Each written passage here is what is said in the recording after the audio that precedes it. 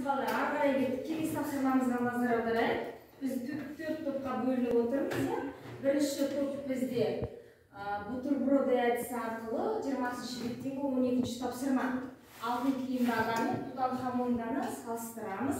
Бастай беріңдер. Екінші топ 12-ші беттегі 2-ші тапсырма. Ұлы даланың 7 қыры туралы ақпараттар береміз. Үшінші топ 19-ші беттегі 9-ші тапсырма. Алтын киімді адам мәтіні бойынша мәтінді топс формуласына салып шығайық. Келесі 4-ші тобымыз бізде 21-ші беттегі 15-ші тапсырманы мәтінді талдап білу әдісін салып шығайық. Ал егер тапсырмаға 5 минут уақыт берейін, дайындала берейін.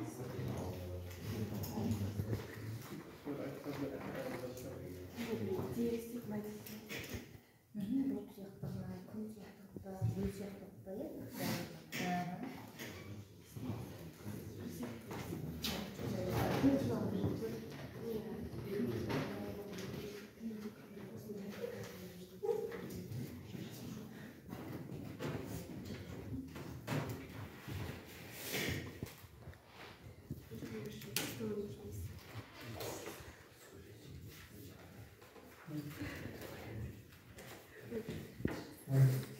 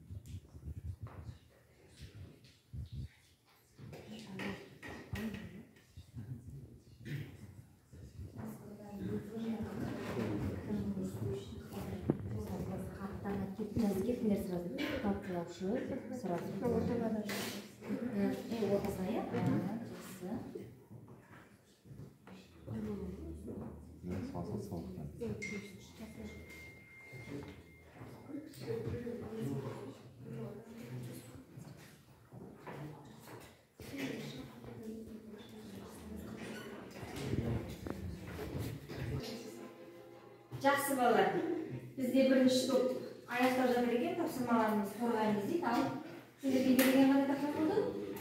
Бізге 19-шы беттегі 9-шы тапсырмадағы алтын киімді адам мәтіні бойынша бокс әдіске салып тапсырманы орындаған болатын. Жақсы. Біздің ойымызша алтын адамның табуы жаңаша көзқарас қалыптастыруға жол ашты. Себебі біз оны былай түсіндіре аламыз. Бұл жауынгер талай тылсым құпияның бетін ашып, қазақ даласында үлкен жаңалық емес. Бізге алтын киімді адамның тарихын көрсетті. Оның мынандай мәселелерге келгізе аламыз. Жауынгердің алтынмен аталған киімдері кешегі шеберлігі, алтын өңдеу техникасын жетік меңгергенін аңғартады. Біз осы қорытындыға осыдан байланысты біз мынандай қорытынды шешімге келдік. Алтын адам еліміздің ұлы даланың қырынан көрінетін бәріне белгілі. Біз осы жетті кереметті мақтан аламыз. Бұл біздің еліміздің мақтанышы. Жақсы, тамаша. Жақсы тұрайық балалар. Келесі тапсырма. Қай топтайын? Келді, кім? Қай топтайын? Шыға берейік балалар. Келе ғой. Ақылдан тұрды. Сендерге берілген тапсырма. Екінші топ. 12-ші ұлы даланың жетілері. Туралы ақпарат білгені берілген.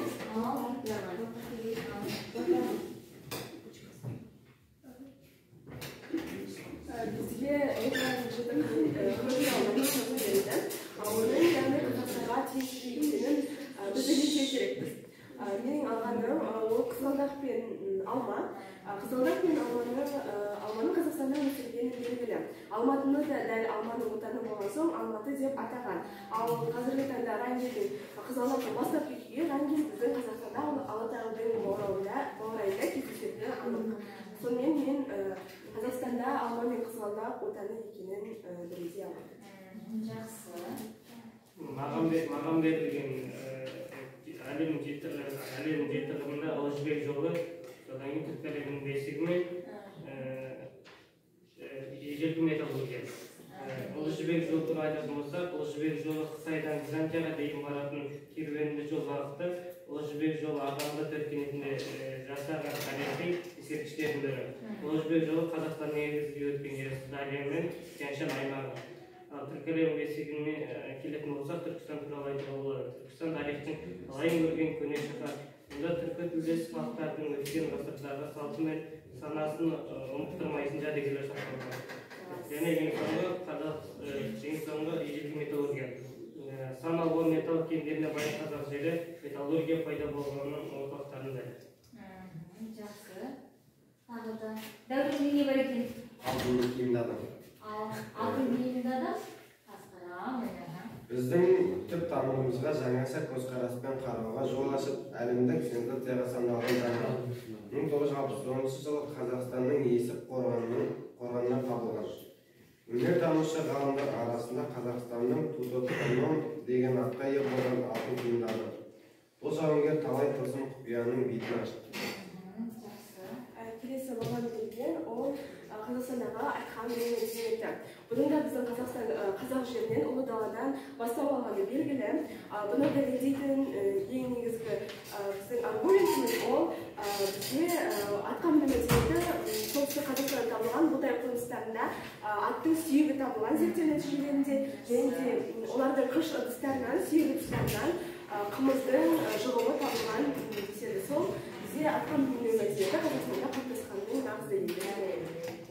Жақсы, одан аңсызбе қалды, одан не бар? Көне шаһар Түркістан. Аңсыз жайында айтылмай қалған. Айтып, Ұлы Жібек жолынан аңсыз кетті, металлургия барлығынан кетті. Жақсы, жай, тамаша. Кеттік ағатына.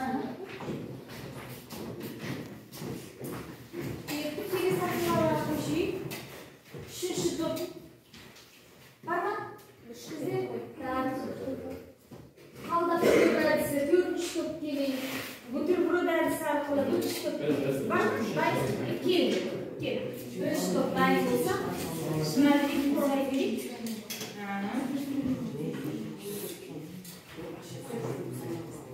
Келді сізді бала.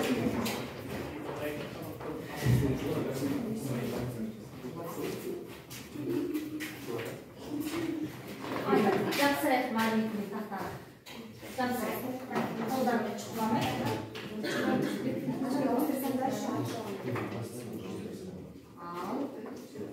Бізге берілген тапсырма бутерброд әдісі арқылы алтын киімді адам мен Тутанхамондан салыстыру берілді да балар, ал қалай салыстырмайық? Ең алдымен Алтынада 1970 жылы басында есім қорғанында Қазақтар елбасының жас көшелерінің зиратына табылды.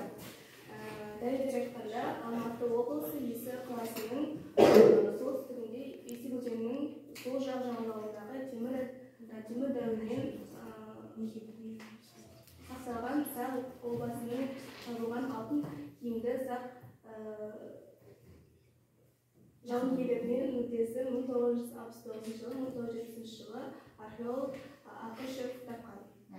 Жақсы, көзден жетпесі жақын оқып еді бала? Алтын киім алған мен Тутанхамонның ұқсастықтарына келетін болсақ, екеуі де жас ханзада болған. Және киімдері аңыз елімен киімдерін жасауда аңыз елімен алтын пайдаланылған. Және де екі жәдігер де 20 ғасырда табылған болды. Тутанхамон Маманның тірі бейнесі.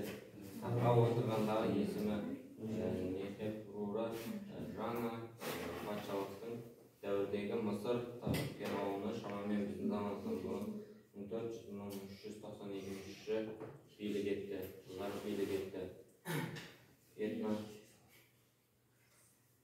Этнатонның күйеу баласы не оның ұлы немесе інісі де болуы мүмкін. 12 жасар кезінде Тутанхамон тірі бейнесі деген атпенен таққа отырып 20 жасында қайтыс болды. Жақсы, бұл екеуінің айырмашылығы, иә? Бала тыңдап отырып қандай ұқсастық бар екен? Екеуіне, алтын киімді адаммен Тутанхамонға да. Екеуі де жас ханзада болған екен. Жас ханзада болған екен. Және де екеуінде де киімде аңыз жақсы, тамаша, отырайық. Соңғы Қазақ тілі айтысымен салып бізде 21-ші беттегі 15-ші тапсырманы келді.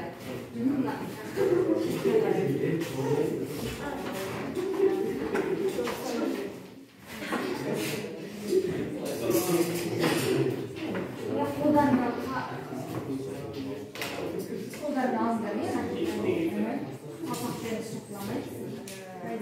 Бұл жылда білім айтысы балаларда талқылауда бұл мәселелер жібек жолында қаншама тарих, қаншама қайда, қаншама бақыт болғаны туралы жазылған. Талай тарихи орындардың әлемге танылуына әсер болған келесі жоқ ол ұлы жібек жолы саудамашылықта.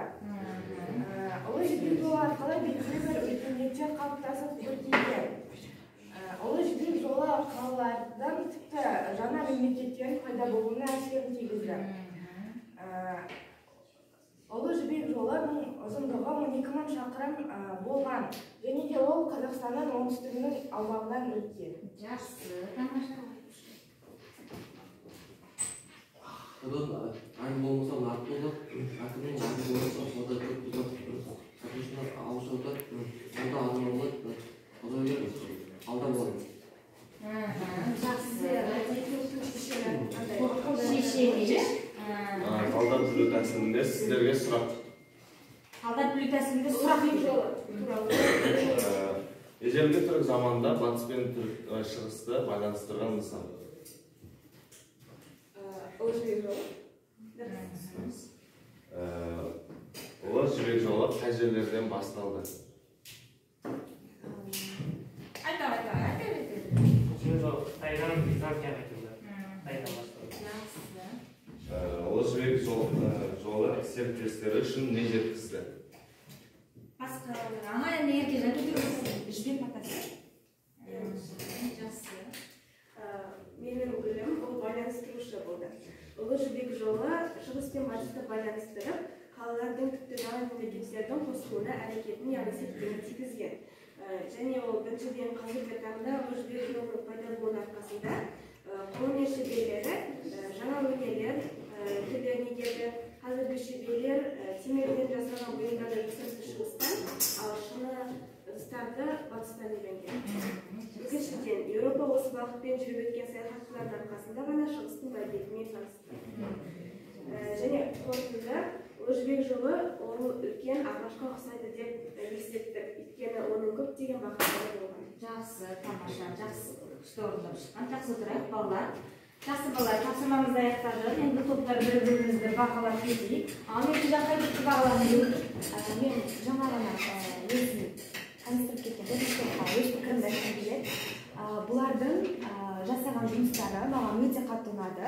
Себебі барлық тақырыпты ауқымды түрде қамтып, сонымен қатар бізге де түсіндіру жұмыстарын жүргізді. Яғни бізге сұрақтар қойылды, және де топ мүшелерінің барлығы сөз сөйлеп, тақырыпты аша білді деп санаймын. Маған бұл топтың жасаған жұмыстары қатты ұнады. Жақсы, тамаша. Ақмұрда қайтып бағаласын. Маған төртінші сыныпта жасаған жұмыстары өте қатты ұнады. Дегенмен өзіме тән кемшіліктері болды, бірақ оны жүргізді деген ниеттемін. Өте керемет болды жұмыстары, бізге түсіндіру жұмыстары өтілді, және де мен олардың берген мәліметтерінен көп нәрсе түсіне алдым деп ойлаймын. Жақсы, тамаша. Енді кеттік басқа топтар. Нарай, сендердің топтарында кімді бағалайсыңдар? Қай топты? Екі топ қалды. Екі жандардың топтары бізге олардың біз секілді талдауға түсін, және жақсы түсіндіре алды деп ойлаймыз. Біз осылай жұмыс жасап жатқанның өзінде де құлағымызға олардың информация да алған жоқ, олардың жұмыстары да көркем, әдемі болды. Жақсы, енді дәулеттің топтары ақботалардан бағалап кетейік. Олар жеті қыры жайында ақпарат берген, Олар қолданған жеті қыры туралы мәліметті толықтай түсіндіріп, біз ойымыздан тақып алдық. Бәрі түсінік болды. Алып қосарымыз? Жоқ, иә? Жақсы балалар. Ары қарай кеттік. Оқулықтарымызды ашайық, кеңес тапсырмаға мән берейік.